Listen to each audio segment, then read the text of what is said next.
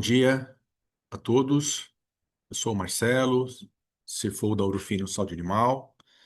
É uma satisfação, né, contar com vocês aqui, nossos acionistas, investidores, né, para o nosso call de resultados do quarto trimestre de 2025 e 25 e do ano de 2025 também, né. Junto comigo está o Kleber, nosso CEO, que vai começar trazendo uma visão geral do negócio da companhia, da performance, né, dos vários projetos e iniciativas. Eu volto daqui a pouco para fazer a apresentação financeira. Então, vou passar a palavra para o Kleber. Bom dia, Kleber. Bom dia, Marcelo. Bom dia a todos. Prazer estar com vocês para fazer a nossa divulgação do resultado do quarto trimestre de 2025 e também, né, dos resultados consolidados do ano. É, Bastante orgulhoso daquilo que nós fizemos esse ano, daquilo que nós entregamos. Na verdade, é uma jornada, né, que vem de várias decisões, desde que a gente assumiu o mandato de presidente, de acelerar a empresa em todos os seus ângulos, de acelerar a pesquisa e desenvolvimento, de acelerar alianças estratégicas, de acelerar vendas. E a gente fecha esse ano de 2025 com um resultado bastante positivo, né? A gente tem crescimento forte, acima do mercado. Os números não estão fechados do mercado, mas é aquilo que a gente viu de 9 meses e que a gente entende que será o quarto trimestre consolidado, a gente deve superar bem o crescimento do mercado.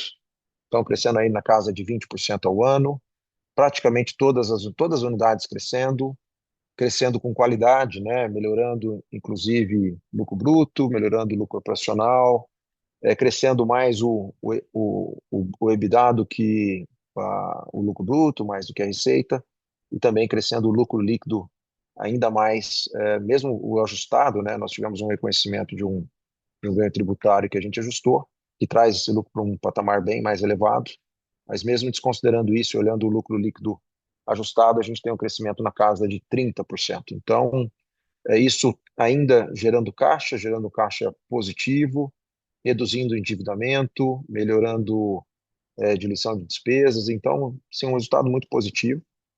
Esse resultado ele foi impulsionado por lançamentos de produtos, né? Vocês sabem, estamos num ciclo, uma cadeia de ciclo de desenvolvimento de produto longo. Então, os produtos que a gente lança agora é o resultado do trabalho de 4, 5, 6 anos atrás. Já vimos de bons resultados em 2024, já vimos de bons lançamentos de produtos em 2024, mas, de fato, os produtos que nós lançamos agora em 2025 são produtos grandes, relevantes e que nos trazem uma boa possibilidade de futuro, de melhoria ainda dos resultados. Então, eu tenho certeza que esses produtos ainda vão trazer muito bons resultados. Claro que o nosso pipeline de produtos está cheio, nós temos bastante coisa pela frente também, mas isso mostra a capacidade de inovação da Ourofino. Nada disso seria possível sem a força do nosso trabalho, da nossa equipe, dos nossos colaboradores. Então, quero agradecer já de antemão todo mundo, né? Esse final de ano é o momento para a gente fazer esses reconhecimentos.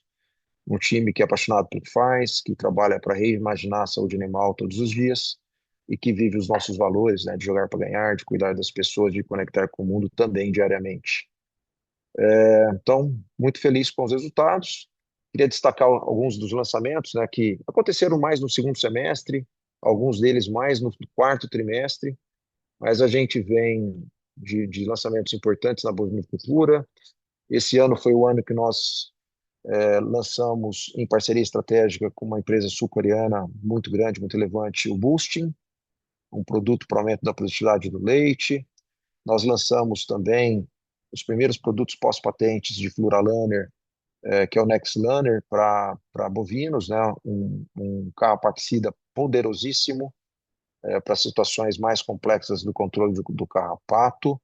É um produto com muito potencial na pecuária extensiva, na pecuária tropical, principalmente quando a gente olha principalmente para os gados de origem europeia, né, que sofrem mais com os carrapatos.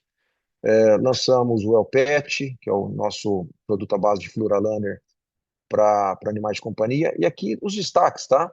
esses produtos não são cópias, esses produtos são desenvolvidos no Brasil pela nossa equipe de cientistas com tecnologias diferenciadas dos produtos do mercado. Eu vou destacar aqui, por exemplo, o EOPET, né? O EOPET é um comprimido, já é diferente na sua apresentação, altamente palatável, ele é mais palatável, inclusive, que os produtos da concorrência, ele tem um período de proteção maior do que os produtos da concorrência estão atuando no mercado, e com uma estratégia de ser um produto com acesso mais fácil, né, para todo mundo, né, podendo aumentar ainda aqueles animais que não costumam fazer esse tipo de tratamento, porque ele tem um ótimo custo-benefício. Então, de fato, é a inovação. Também queria agradecer ao nosso time de pesquisa e desenvolvimento, que traz um produto muito diferenciado para o mercado. Lançamos o Sincromais. Sincromais é um produto, um suplemento utilizado para aumento de fertilidade em bovinos. Vai casar muito bem com a nossa linha de produção, linha essa que nós somos um dos líderes de mercado, né? Então, também vem para ajudar. E fora isso, nós temos as nossas vacinas.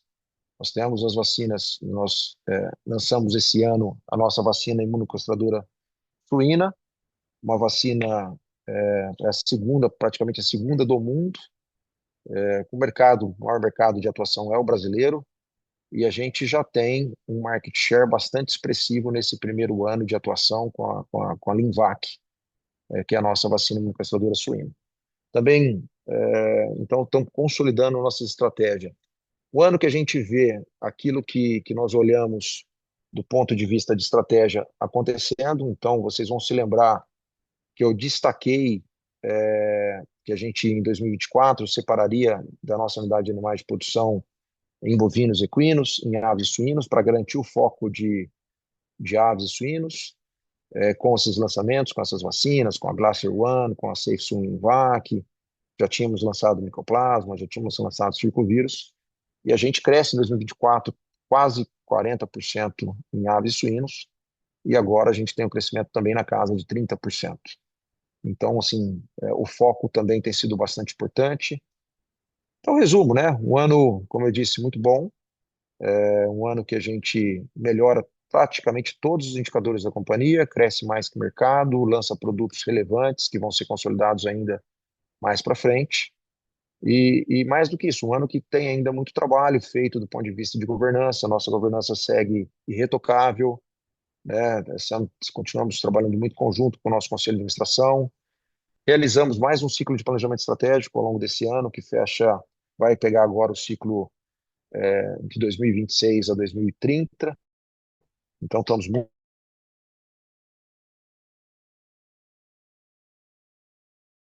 o caminho de aprofundamento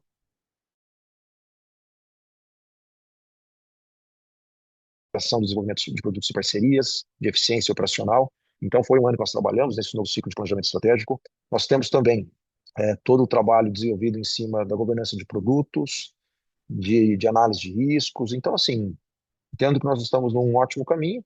Lógico, continuar trabalhando arduamente, mas cientes que fizemos um bom trabalho e que nos dá uma boa base para continuar avançando nos próximos anos, de acordo com a ambição e o desafio que nós queremos colocar. Então, é isso. Eu volto depois na sessão de perguntas e respostas e eu vou voltar agora a palavra para o Marcelo Silva, nosso CFO, que vai fazer todo o detalhamento dos nossos números e desses indicadores que eu mencionei agora. Marcelo, está com você.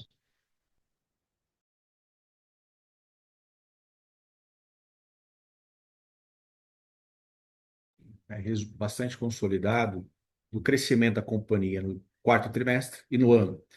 Então, a gente consegue observar que tanto no quarto trimestre quanto em 25, a companhia tem um crescimento relevante de receita, né? Crescimento de 21% na receita líquida no quarto trimestre e de 19,5% no acumulado dos 12 meses. Acho que o destaque, o Kleber já trouxe um tom, é que é o segundo ano consecutivo que a empresa melhora os seus indicadores de lucratividade, além da expansão da receita. Então, no trimestre, a receita expande 21,1%, o lucro bruto tem uma expansão de 26,8%, o que traz um ganho de 2,3 pontos percentuais de margem bruta nesse trimestre comparado ao ano passado. O mesmo ocorre quando a gente olha o ano, um crescimento de 19,5% na receita líquida, contra um lucro bruto de 22,3%, um ganho de 1,2 pontos percentuais de lucro bruto.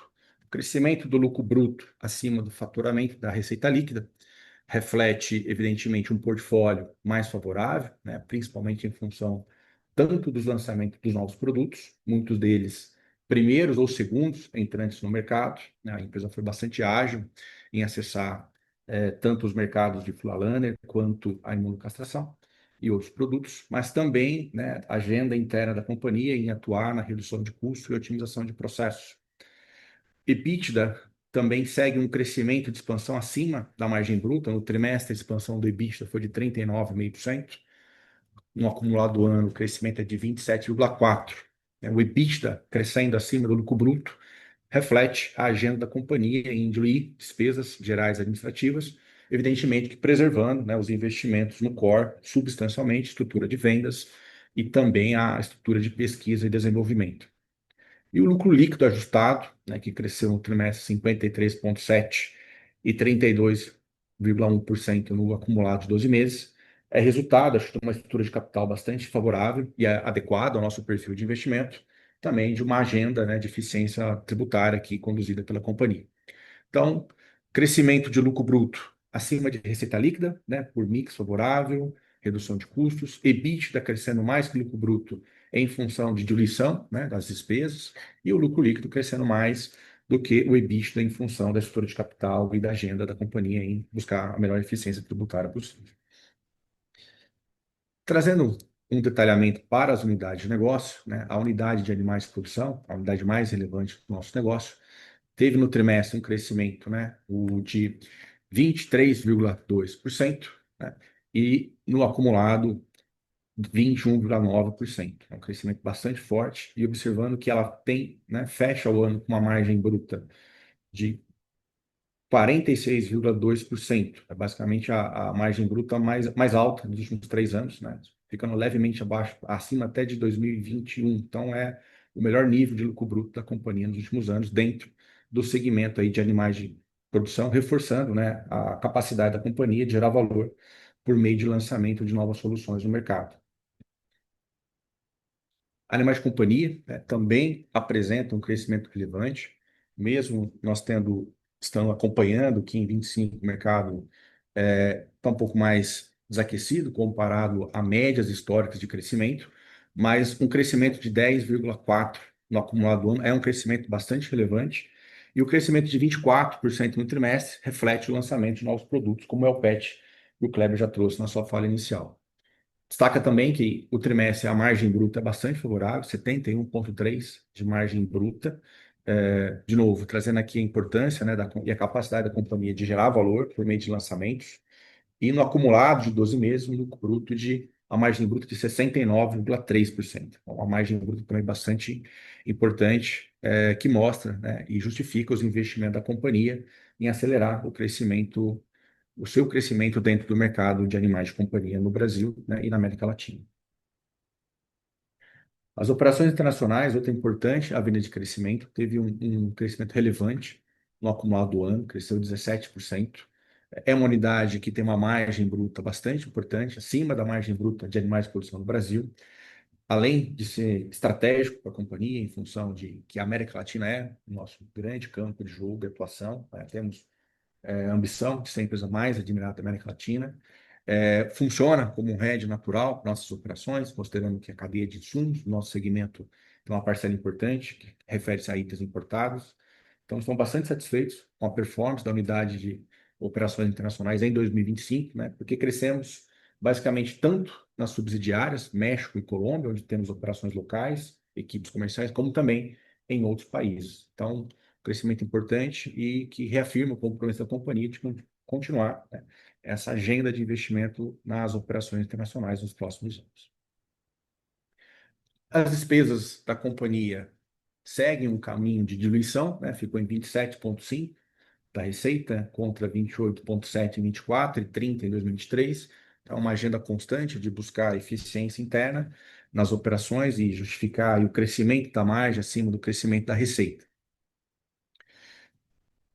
Os investimentos em pesquisa e desenvolvimento ficaram em 6,4%, levemente abaixo dos anos anteriores, mas aqui refletindo muito o estágio de projetos. Como o Cláudio comentou, os ciclos são bastante longos, então esse ano tivemos bastante lançamento de produtos, né? A fase final de lançamento é, dos cursos ocorreram em 24, 25 temos os cursos do lançamento. Então, à medida que os projetos se concentram em diferentes fases, esse percentual pode oscilar de 6,4, 7, mas a empresa mantém aí parcela relevante, inclusive comparado, né, às outras empresas concorrentes do setor, o nosso percentual de pesquisa e desenvolvimento, de investimento, compara-se, né, aos principais players que têm seus dados divulgados. Então, a empresa mantém uma agenda importante de P&D de forma contínua. Apenas trazendo de forma gráfica, já comentei anteriormente, o crescimento, a performance do EBITDA da companhia, tanto no trimestre quanto no acumulado do ano, é uma performance bastante importante. Mas quero destacar também não só crescimento de expansão de vendas, acompanhado de expansão de margem, mas também de geração de caixa, né? A nossa geração de caixa líquida, entenda-se líquido já, pagamento de juros e impostos estão considerados aqui dentro, foi de 100 milhões, né? Superior à geração de caixa líquida de 2024. Ou seja, a companhia conseguiu, né, vem mantendo uma agenda de crescer de forma relevante, mas preservando as margens e também a liquidez, a geração de caixa, que mostra que nós conseguimos crescer, preservando aí prazos médios de recebimento, fazendo uma boa gestão do capital de giro e o que nos dá conforto, né, de continuar investindo nos próximos anos. Então, um crescimento de resultado importante, mas preservando a geração de caixa, né? A posição de caixa da companhia no final do período foi de 250 milhões, mesmo em um ano que nós fizemos aí uma devolução, né, de parte dos investimentos acumulados nos últimos 10 anos dos nossos investidores, na forma de redução de capital e dividendos na casa de 155 milhões. Então, a empresa consegue também fazer uma boa, melhorar o seu índice de payout, gerar caixa e manter um nível muito saudável de liquidez.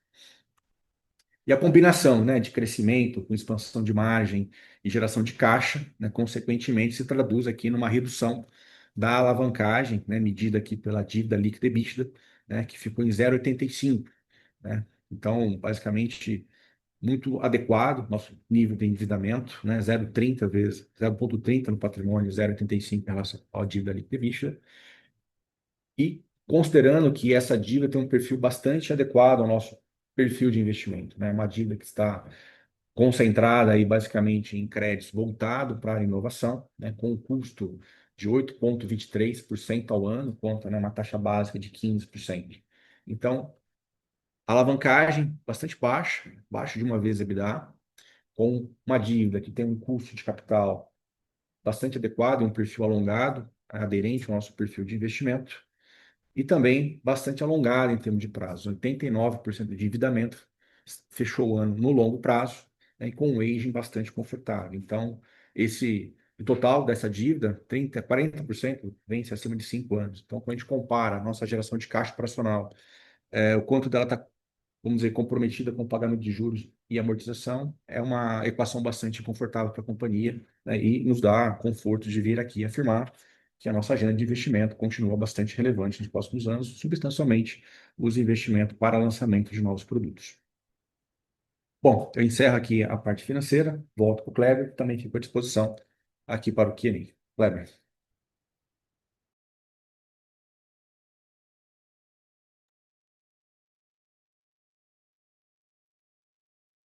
Pessoal, estou olhando aqui no chat, não tem nenhuma pergunta.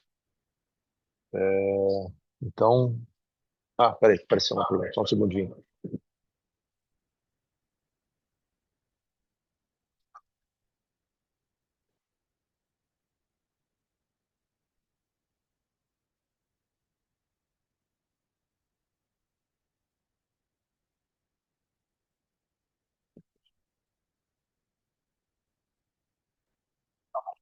Só, desculpa um pouquinho aqui, só não estava conseguindo ver a pergunta, mas entendi que tem uma pergunta para a gente explorar um pouquinho mais o planejamento estratégico, né? Chegou uma outra pergunta também. Bom, do ponto de vista do planejamento estratégico, a gente segue no mesmo caminho, podemos dizer assim, né? A gente tem o plano de intensificar nossa atuação na América Latina. Então, México continuam sendo prioridades. Nós temos alguns países, especialmente no Cone Sul, onde a gente tem uma presença ainda bastante reduzida e que a gente entende que o Cone Sul passa também a ser uma prioridade, tá? Nós continuamos investindo em biológicos, então nós temos, inclusive, uma visão de que tem alguns produtos globais aí para a gente trabalhar para outros ciclos de planejamento estratégico, mas que a gente tem que preparar a casa.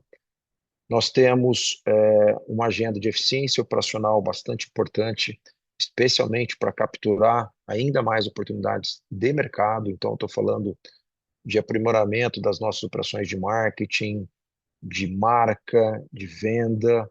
É um pilar bastante importante e a gente tem já trabalhado uma agenda de desenvolvimento de equipes, de estruturação dos times, para que a gente possa trazer isso para frente.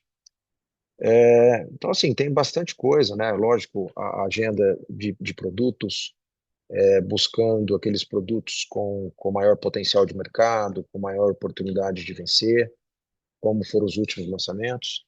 Então, é uma agenda ainda de crescimento orgânico, voltada para esses pilares que eu mencionei e que tem o objetivo de continuar nos tornando a empresa mais admirada da América Latina, como eu sempre falo.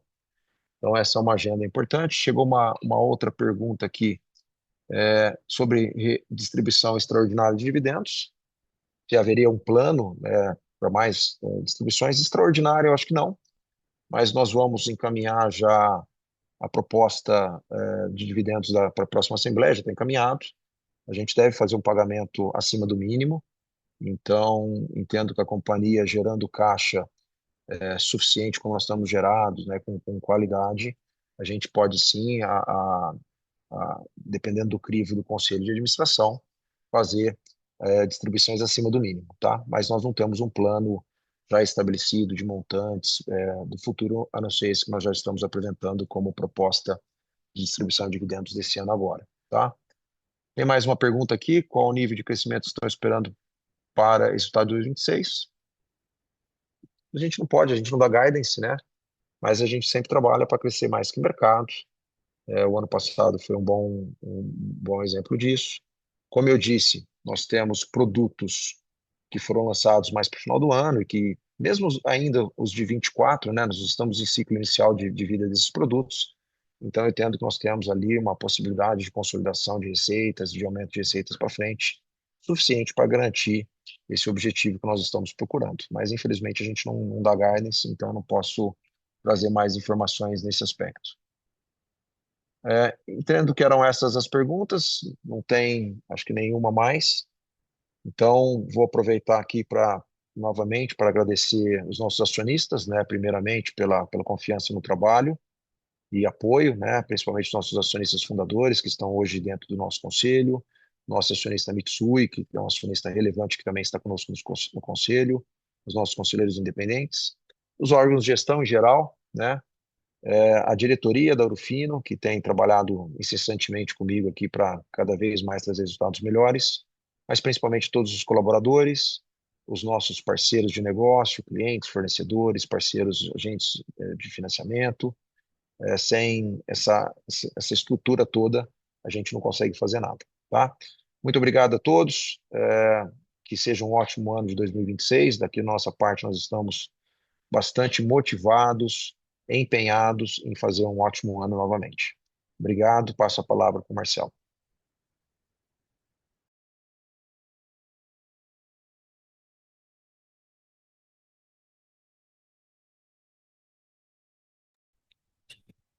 Obrigado, Kleber. Faço aqui também meus agradecimentos a todos que nos apoiam e acompanham o nosso trabalho.